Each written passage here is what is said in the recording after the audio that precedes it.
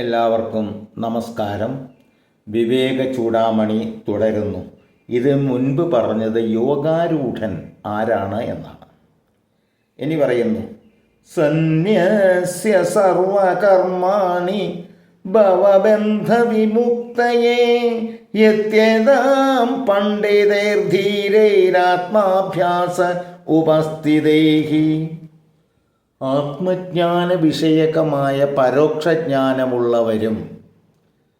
എന്താ ഈ പരോക്ഷജ്ഞാനം എന്ന് പറഞ്ഞ് ഈ ആത്മീയമായിട്ടുള്ള വിഷയങ്ങളിൽ പരോക്ഷജ്ഞാനം എന്ന് പറഞ്ഞാൽ ഗുരുവിൻ്റെ അടുത്ത് നേരിട്ട് പഠിക്കാതെ ഗ്രന്ഥങ്ങൾ മുഖാന്തരമോ അല്ലെങ്കിൽ ആരെങ്കിലും പ്രഭാഷണം കേട്ടിട്ടോ അല്ലെങ്കിൽ ആരെങ്കിലും സജ്ജന സംസർഗം മൂലമോ ജ്ഞാനം ഉള്ള ആൾക്കാരും വശീകൃത ബുദ്ധികളും എല്ലാവരെയും വശീകരിക്കുന്ന തരത്തിൽ ഭാഷണം നടത്താൻ കഴിവുള്ളവരും ആയിട്ടുള്ള നിരന്തരം ശ്രവണ മനനാദി ആത്മചിന്തയിൽ വർത്തിക്കുന്നവരുമായവർ. എന്ത് വിഷയം കിട്ടിയിട്ടുണ്ടെങ്കിൽ നിരന്തരം അതിനെപ്പറ്റി ചിന്തിച്ചു കൊണ്ടിരിക്കുക. ഏതാണ് ശരി, അത് ശരിയാണ്, അങ്ങനെ വന്നാൽ എങ്ങനെ, എന്ത്, എങ്ങനെ, എപ്പോ, ആര് എന്നീത്യാദിയുള്ള ചിന്തകൾ ഏത് സമയത്തും ഉണ്ടായിരിക്കും. ഒരു വസ്തു കണ്ടിട്ടുണ്ടെങ്കിൽ എന്താണത്, അതിൻ്റെ പിന്നിൽ, അതായത് കാര്യം ഉണ്ടാകണമെങ്കിൽ കാരണമുണ്ടാകും. അപ്പോൾ ഒരു കാര്യം കണ്ടാൽ എങ്ങനെയാണ് ഇത് സംഭവിച്ചത്, എങ്ങനെയുള്ള ചിന്ത, അങ്ങനെ ചിന്തകളിലൂടെ ഉത്തരം കണ്ടെത്തുക. അപ്പോൾ അങ്ങനെ ശ്രവണവും മനനവും കേട്ടതിന് ശേഷം കേൾക്കുക, അല്ലെങ്കിൽ വായിക്കുക, അല്ലെങ്കിൽ കേൾക്കുക, അതാണ് ശ്രവണ മനനാദികൾ. അങ്ങനെ അതിലും പ്രവർത്തിക്കുന്നവരെ സർവകർമ്മങ്ങളും പരിത്യജിച്ച് സംസാരബന്ധ നിവൃത്താരൂപമായ സമ്യക് ദർശന നിഷ്ഠയ്ക്കായിക്കൊണ്ട് പ്രയത്നിക്കേണ്ടതാകുന്നു. സർവകർമ്മങ്ങളും പരിത്യജിച്ച്. അത് സാധ്യമാണോ? സർവകർമ്മങ്ങളും പരിത്യജിക്കുക. കർമ്മം ചെയ്യാതെ നമുക്കൊരു നിമിഷം പോലും ഇരിക്കാൻ പറ്റില്ല. ശ്വാസോച്ഛ്വാസമെങ്കിലും ചെയ്യേണ്ടി വരും. അതേമാതിരി ശാരീരിക കർമ്മം മാത്രമല്ല, ഒരാൾ വെറുതെ ഇരിക്കുന്നു എന്ന് കരുതി അയാൾ കർമ്മം ചെയ്യുന്നില്ലെന്ന് പറയാൻ പറ്റില്ല. എന്തെങ്കിലും ഗഹനമായി ചിന്തിച്ചു കൊണ്ടിരിക്കുകയായിരിക്കും. ഒരു പക്ഷെ അപ്പോഴായിരിക്കാം വല്ല കവിതകളോ കഥകളോ ഒക്കെ രൂപാന്തരപ്പെട്ടു വരുന്നത്. അപ്പോൾ കർമ്മം ചെയ്യാതിരിക്കാൻ ഒരു നിമിഷം ഇവിടെ പറ്റുന്നില്ല. അപ്പോൾ എന്താ ഇവിടെ പറയുന്നത്? കർമ്മവും ഇവിടെ ധർമ്മമാണ് പറയുക, പരിത്യജിക്കുക. ധർമ്മവും കർമ്മവും തമ്മിലുള്ള വ്യത്യാസം, ഞാൻ ചെയ്യേണ്ടതായ കാര്യങ്ങൾ എൻ്റെ ധർമ്മം, ചെയ്തുകൊണ്ടിരിക്കുമ്പോൾ അത് കർമ്മം.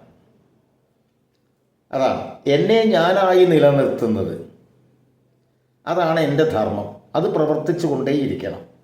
ഞാനൊരു പുത്രനാണെങ്കിൽ ഒരു പുത്രൻ എന്ന നിലയ്ക്ക് എനിക്ക് ചെയ്യേണ്ട കാര്യങ്ങളുണ്ട്, അത് ധർമ്മം. ചെയ്തുകൊണ്ടിരിക്കുമ്പോൾ അത് കർമ്മം. അപ്പോൾ അത് ഒഴിവാക്കണം എന്നാണ് പറഞ്ഞാൽ, ആ കർമ്മം ഒഴിവാക്കണം എന്ന് വെച്ചാൽ ആർക്കു വേണ്ടിയിട്ടാണോ ചെയ്യുന്നത് അത് അല്ല, ആ ആൾക്ക് വേണ്ടിയിട്ടല്ല നമ്മൾ ചെയ്യുന്നത്. എല്ലാം ഈശ്വര ഇച്ഛയ്ക്ക്, ഈശ്വരന് സമർപ്പിക്കുകയാണ് ചെയ്യുന്നത്. നാരായണായേതി സമർപ്പയാമി, എല്ലാം ഈശ്വരന് സമർപ്പിക്കുക. ഞാൻ എൻ്റെ അച്ഛനോട് ചെയ്യുന്ന കർമ്മങ്ങൾ ധർമ്മം, പുത്രധർമ്മമാണ്. പക്ഷേ ഞാൻ ചെയ്യുന്നത് എൻ്റെ അച്ഛനോടല്ല, അച്ഛൻ എന്ന ശരീരത്തോടല്ല. ശരീരത്തിനകത്തുള്ള ആ ആത്മാവുണ്ടല്ലോ, പരമാത്മാവ്, അച്ഛൻ എന്ന രൂപമെടുത്ത എൻ്റെ ഉള്ളിലുള്ളതുമായിട്ടുള്ള ആ പരമാത്മാവ്, ആ പരമാത്മാവിനെയാണ്, ആ പരമാത്മാവുമായിട്ടാണ്, ആ പരമാത്മാവിന് വേണ്ടിയിട്ടാണ് കർമ്മം ചെയ്യുന്നത്. എന്ന് വെച്ചാൽ ഈ പ്രപഞ്ച വ്യവഹാരത്തിന് വേണ്ടി സാക്ഷാൽ പരമാത്മാവ് ഓരോ ശരീരം സ്വീകരിച്ചിട്ടുണ്ട്. അതാണ് നമ്മളെല്ലാവരും. അങ്ങനെ ആ ശരീരം കർമ്മം ചെയ്യുന്നതും അനുഭവിക്കുന്നതും ആത്മാവ് തന്നെയാണ്. ആത്മേന്ദ്രിയ മനോഭുക്തി ഭോക്തേത്യാഹൂർ മനീഷിണഹ എന്ന് പറയുന്നുണ്ട് കഠോപനിഷത്ത്. ആത്മേന്ദ്രിയ മനോബുദ്ധി ഭോക്തേത്യാഹൂർ മനീഷിണഹ. ഇന്ദ്രിയ മനോബുദ്ധികളോടുകൂടി ആത്മാവാണ് അനുഭവിക്കുന്നത്. അപ്പോൾ കർമ്മം ചെയ്യുന്നു ആത്മാവിന്. ആ ആത്മാവിൻ്റെ കർമ്മത്തിന് ഞാൻ സഹായിക്കുന്നു, അല്ലാതെ അച്ഛൻ എന്ന പേരിലല്ല. ഞാൻ ചെയ്യേണ്ടതായത് അതുമാത്രമാണ്. അങ്ങനെ അച്ഛൻ്റെ രൂപത്തിലായിരിക്കാം, പക്ഷേ ഞാൻ ചെയ്യുന്ന കർമ്മങ്ങൾ മുഴുവൻ ആ ആത്മാവിൻ്റെ കർമ്മസാധ്യത്തിന് വേണ്ടിയിട്ടാണ്, അവതാര ലക്ഷ്യം പൂർത്തിയാക്കാൻ വേണ്ടിയിട്ടാണ്. നമ്മളൊക്കെ ഓരോ അവതാരങ്ങളാണ്. അപ്പോൾ ആ അവതാരം പൂർത്തിയാക്കാൻ വേണ്ടിയിട്ടാണ്.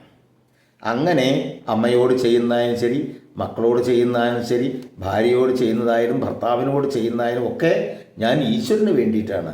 ഈശ്വരൻ അതിൻ്റെ ഉള്ളിലുള്ള ആ ഈശ്വരന് വേണ്ടിയിട്ടാണ്.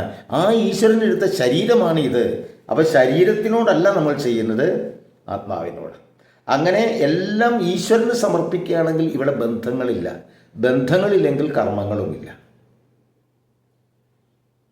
പുത്രധർമ്മം വേണമെങ്കിൽ ഞാൻ പുത്രനാകണ്ടേ, പക്ഷെ ഞാനത് ഈശ്വരന് വേണ്ടിയിട്ടാണ് ചെയ്യുന്നത്.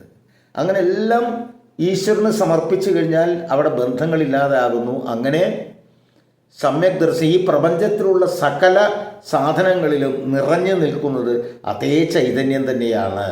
എൻ്റെ ഉള്ളിലുള്ള ചൈതന്യം തന്നെയാണ് അച്ഛൻ്റെ ഉള്ളിലുള്ളത്, അതുതന്നെയാണ് ഭാര്യയുടെ ഉള്ളിലുള്ളതും, അതുതന്നെയാണ് മക്കളുടെ ഉള്ളിലുള്ളതും, അതുതന്നെയാണ് വൃക്ഷങ്ങളുടെ ഉള്ളിലുള്ളതും, ശ്വാക്കളുടെ ഉള്ളിലുള്ളതും, പക്ഷിമൃഗാദികളുടെ ഉള്ളിലുള്ളതും എന്ന സമ്യക് ദർശനം അത് ഉൾക്കൊള്ളാൻ വേണ്ടി പ്രയത്നിക്കേണ്ടതാണ്. എന്ന് വെച്ചാൽ ഇത്രയേ ഉള്ളൂ. ഈശ്വരൻ ഒന്ന് എന്നല്ല നമ്മൾ പറയുന്നത്, ആകെ ഒന്നേ ഉള്ളൂ, അത് ഈശ്വരനാണ്. ഏകം സത്ത് വിപ്ര ബഹുധാ വദന്തി, സത്യം ഒന്നേ ഉള്ളൂ. പണ്ഡിതന്മാർ പല രൂപത്തിൽ പറയുന്നു. ഈ പ്രപഞ്ചത്തിൽ കാണുന്ന സകല ശാസ്ത്രങ്ങളും ആ ബ്രഹ്മത്തിൻ്റെ ഓരോ കഴിവുകളാണ്. ബാക്കി അടുത്ത ഭാഗം. നന്ദി, നമസ്കാരം.